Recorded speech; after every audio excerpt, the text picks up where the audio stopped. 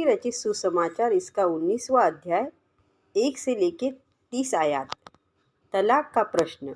जब यीशु ये बातें कह चुका तो गलील से चला गया और यहूदिया के प्रदेश में यरदान के पार आया और बड़ी भीड़ उसके पीछे हो ली और उसने उन्हें वहाँ चंगा किया। तब फरीसी उसकी परीक्षा करने के लिए पास आकर कहने लगे, क्या हर एक कारण से अपनी पत्नी को त्यागना उचित है? उसने उत्तर दिया, क्या तुमने नहीं पढ़ा कि जिसने उन्हें बनाया उसने आरंभ ही से नर और नारी बनाकर कहा। इस कारण मनुष्य अपने माता पिता से अलग होकर अपनी पत्नी के साथ रहेगा और वे दोनों एक तन होंगे।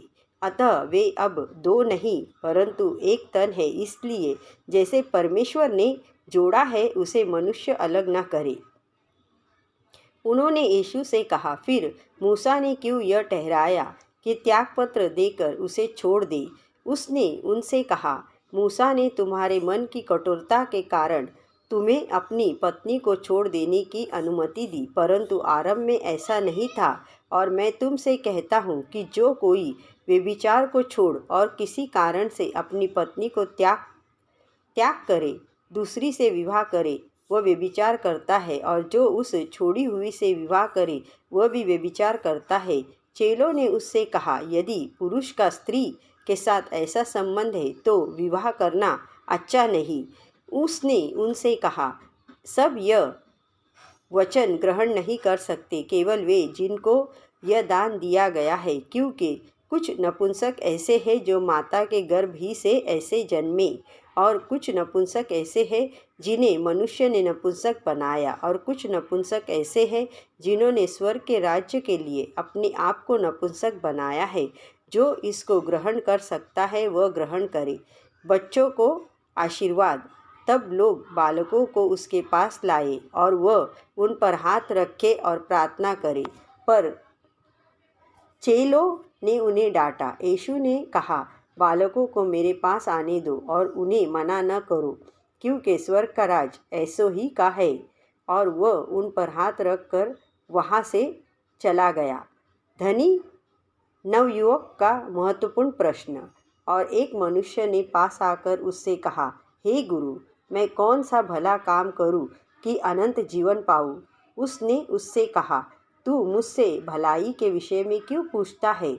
भला तो एक ही है, पर यदि तू जीवन में प्रवेश करना चाहता है तो आज्ञाओं को माना कर। उसने उससे कहा, कौन सी आज्ञाएं? यीशु ने कहा, यह कि हत्या न करना, व्यभिचार न करना, चोरी न करना, झूठी गवाही न देना, अपने पिता और अपनी माता का आदर करना और अपने पड़ोसी से अपने समान प्रेम रखना।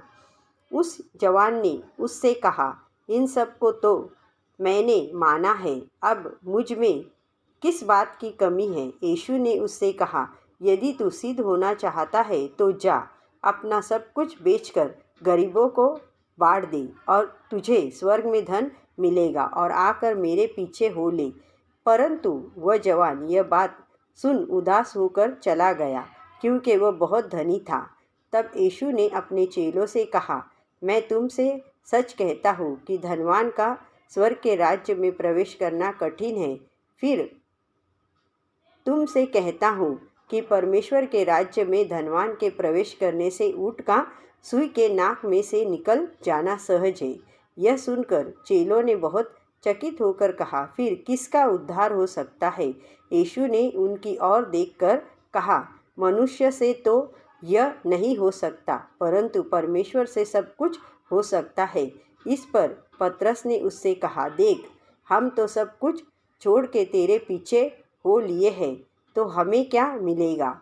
यीशु ने उनसे कहा, मैं तुमसे सच कहता हूँ कि नई उत्पत्ति में जब मनुष्य का पुत्र अपनी महिमा के सिंहासन पर बैठेगा, तो तुम भी जो मेरे पीछे हो लिए हो 12 सिंहासनों पर बैठकर इज़राइल के 12 गोत्रों का न्याय करोगे। और जिस किसी ने घरों या भाइयों या बहनों या पिता या माता या बाल बच्चों या खेतों को मेरे नाम के लिए छोड़ दिया है, उसको 100 गुना मिलेगा और वह अनंत जीवन का अधिकारी होगा। परंतु बहुत सारे जो पहले है पिछले होंगे और जो पिछले है पहले होंगे। आमीन।